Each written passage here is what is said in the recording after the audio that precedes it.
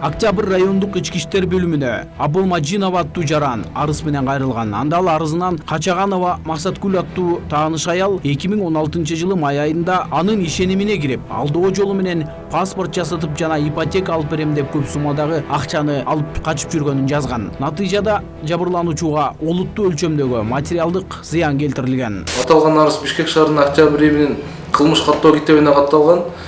Ошол эле күнү Бишкек шаарынын Октябрь айынын тергөө кызматы тарабынан кылмыш жаза кодексинин 166-беренеси боюнча кылмыш иши козголгон. Ошол кылмышка шектүү катары Качаганова Максаткүл Белековна 1964 жылы туулган айым кармалып, 2018 жылдын 25 апрель күнү кармалган айымга кылмыш жаза кодексинин 166-беренесинин 2-бөлүмүнүн 3-пункту боюнча айыбы козулган жана бүгүнкү күндө ал 2 айга камакка алынган. Азыркы учурда кармалган Качаганова Максаткүл Белековнанын үстүнөн бир нече арыздар түшүүдө. Кылмыш иши азыркы учурда тергөөлүүдө.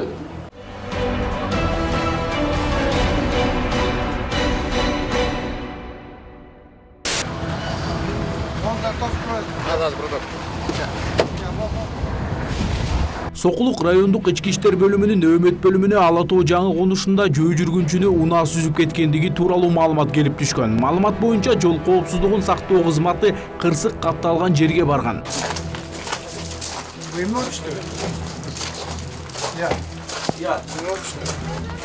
Наезд. Башына бияктарда, на месте. Тартип сакчылар белгилегендей, окуя Ала Тоо жаңы конушунун Киров жана Комсомол көчөлөрүнүн кесилишинде болгон.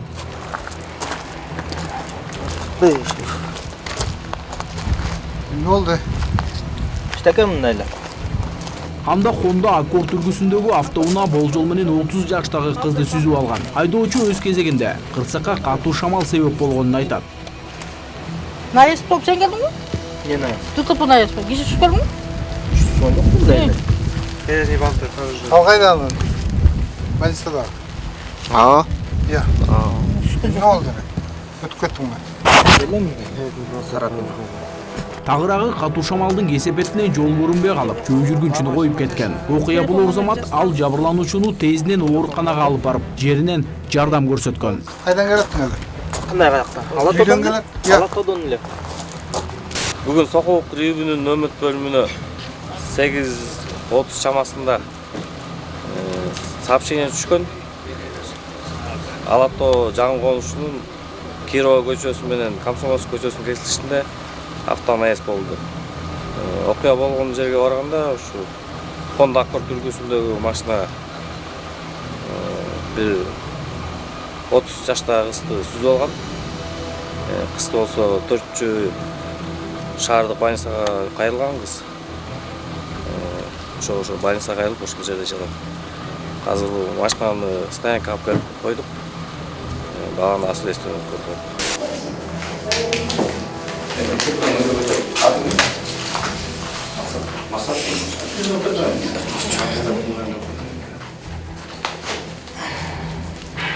Ne oldu? Ya шамалда эле. Жол көрүнбөй калды. Кыз жолдон чыга калды. Эки жагыңа, бир жагың барат, бир жагың барат. Чукат чогуу. Özüne geldin mi işte? Жото тиги тоскоолор барчу. Анан эмне жардам бердиңиз? Байсага жеткирдик жаткыздар. Кызды, кыздын өзү сүйлөгү жакшы эле. Эч кандай эмеси жокпу? Труппа сөйлөчү. Iya, Труппа сөйлөчү. жакшы. Өзүңүз ичкен жок белеңиз? Жок.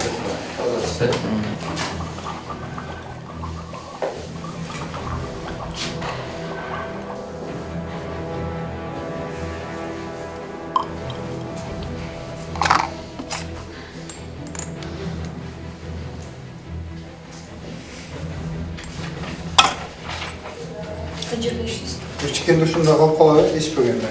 Ичкенде агарып кетет. Ya билгиндөө ага Ичкенде мондой агарып. Ичпесе мындай болуп тура берет.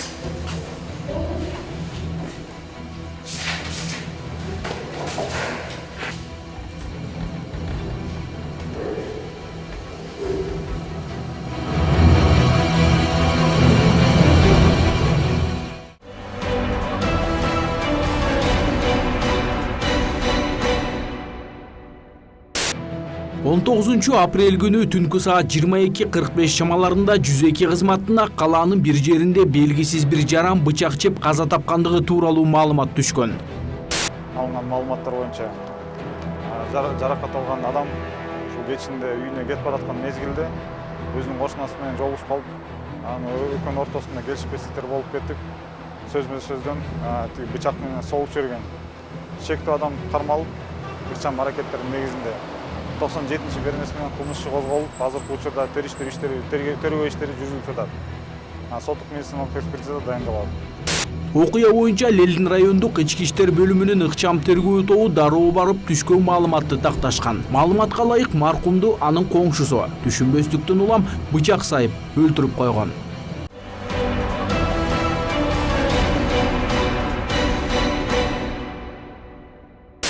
Мамлекеттик экологиялык техникалык инспекциясы балыктардын корун коргоо боюнча калкка түшүндүрүү иштерин жүргүзүүдө. Учурда өлкөнүн бардык областтарындагы ири дарыяларда, көлдөрдө байырлаган балыктарды коргоо боюнча атайын тийиштүү тармактардын өкүлдөрү менен рейдтер уюштурулууда. Бүгүнкү күндө инспекция тарабынан экологдор кыш мезгилинде 20-30га чукул браконьерлер колго түшүп, алар тарабынан кармалган жанагы торлорду, ошондой эле моторлуу кайыктар жокко чыгарылды.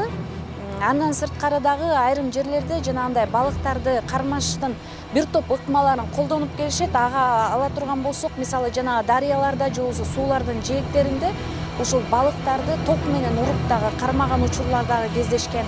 Бул багытта эгерде жанагындай кыянаттык менен балыктардын коруна кол салган тараптар болсо, адистер балыктардын кескин түрдө азайганы жаратылышка терс таасир берерин белгилешет. Мындан улам аталган инспекция экология багытындагы балыктардын корун сактап калуу, алардын санын көбөйтүү максатында жарандар менен түшүндүрүү иштерин өткөрүшүүдө. Мамлекеттик экологиялык техникалык инспекциясынан маалым болгондой, жакында эле Ысык көл областынан ири көлөмдө мыйзамсыз балык уулогон браконьерлер кармалган. Тилекке каршы мындай көрүнүштөр Орто Токой суу сактагычында дагы бар.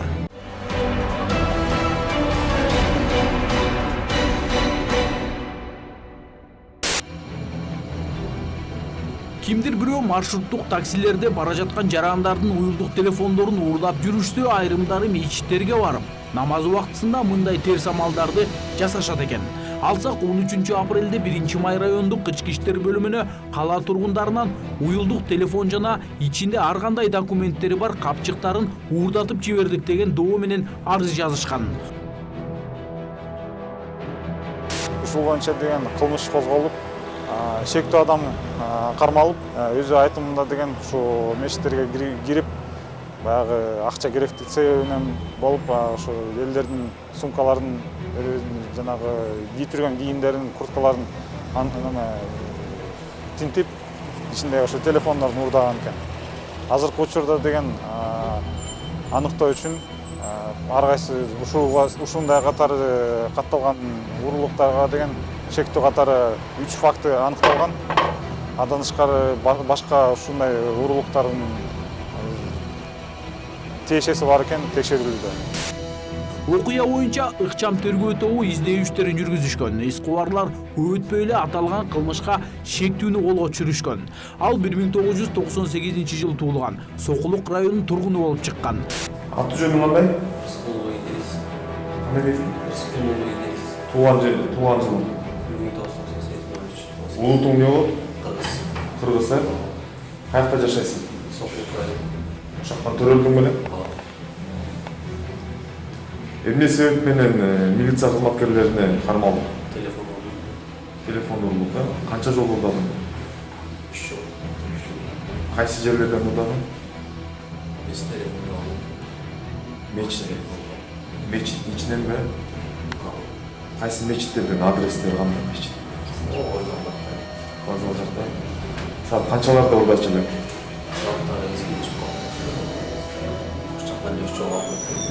Өзүң намаз окуйсуңбу? Намаз окуп мечиттин ичинен урдайсың. Нелер урдадың? Уюлдук телефонбу же акча урдачу элең? Телефондорду каяка саттың? Берекет кырат. кармалган жаран акча каражатына муктаж болуп угулукка баргандыгын айткан. Маалыматка ылайык, учурда 3 эпизод боюнча кылмыш иши козголуп, тергөө иштери улантылып жатат. Шектүү камакка алынды. Белгилей кетсек, угулукка шектүүделип камакка алынган жаран өзү дагы намаз окуйт экен.